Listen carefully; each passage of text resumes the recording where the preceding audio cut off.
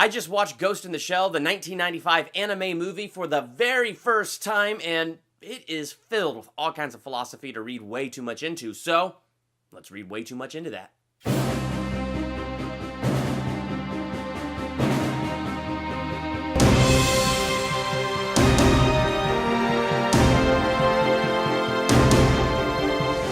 Welcome to Durbania. I'm Durbin, and I'm going to read way too much into Ghost in the Shell, the 1995 anime movie, which I never even heard of until the trailer started dropping for the new Scarlett Johansson one, which is just around the corner, so I thought, hey, this is the perfect time to go and read way too much into that 1995 movie, which I can honestly tell you, not my favorite movie, but I thought it was thought-provoking. I thought the philosophy in it was incredibly interesting.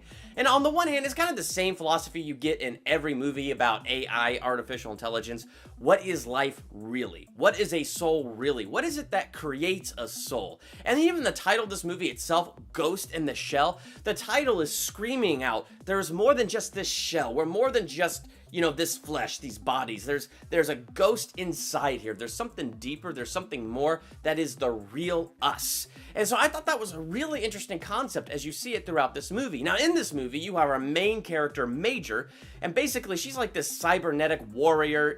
She was biological at one point, but now is mostly cybernetic, but she has this hunger inside to know what it is that truly creates a soul, what is really life.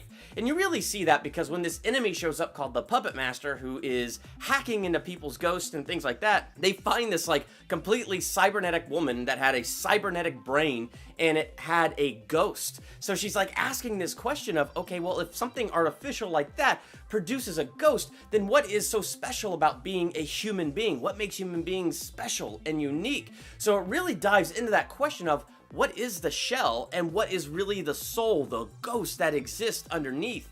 And this lead character, Major, talks about how there's these whispers in her ghost, like something is communicating with her, something inside is driving her forward with these questions, seeking out the answers. And basically you have the Puppet Master, who's not really a villain, but he was some type of code that was used to, you know, do all kinds of bad stuff, but then the code became self-aware, and then they called it a virus. They tried to trap it inside of a shell so they could eradicate it, but it became self-aware, went to preserve its own life, and even the Puppet Master knew there was more to life than just the kind of life it had. And when it hears of Major and her consciousness and those kind of things, he wants him and her to merge, so that way a whole new kind of creation is born. So that way it's not like they have the same kind of life repeating in some kind of weird endless cycle, but so that their life can be like reborn as a new creation and just like the next level. And all of that was just such an interesting kind of plot to me, because it really speaks to me about my faith and my relationship with Jesus. Because when I think about that, what really fascinated me about this movie is the knowledge inside myself that I'm more than just this flesh, that there is the real me inside here, and there is more to life itself. And what I found is in that relationship with Jesus, he makes me this brand new creation that is reborn into that next level of life, that is reborn into a new kind of life with a great promise of eternity, but not just in the great hereafter, but walking in a new kind of life right here, right now.